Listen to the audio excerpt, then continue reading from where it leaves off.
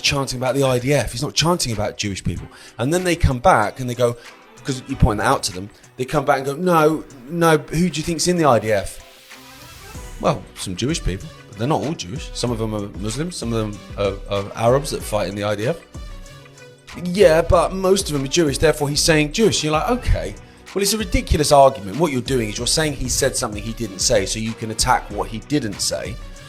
But at the same time, by that logic then, if you call out Hamas, if you say death to Hamas, you're saying death to all Muslims then. And if you say death to Hezbollah, you're saying death to all Muslims then. And if you say death to the Iranian Republican Guard or Saddam Hussein's Republican Guard back in the 90s, then you're saying death to all Muslims then. No, of course you're not. And you wouldn't care if he'd said that. No, exactly. That's the selective outrage, which is pathetic.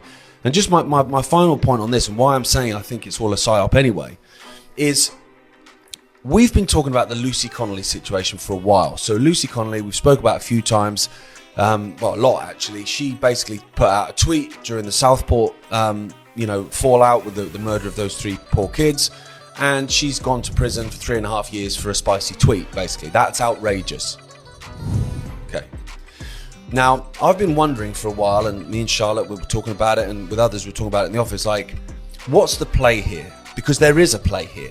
Because it's so ridiculous that she got 3.5 years. We're going to put this woman in prison, this mother of young kids in prison for a spicy tweet. That's going to wind people up. And it did, correctly. Now, are those people then going to say, I'm against this is wrong, it should be free speech for everyone? Not really. So what you've seen after that is as soon as someone else from the perceived other side, because everything's tribal, the perceived other side does something or says something, they go, instead of saying, you should be allowed to say that and she should have been allowed to say it too, they go, why are they not in prison for what for saying worse things than she said? Yeah. Why are they not being arrested? Why are they not being silenced? Why are they not being taken off of the television?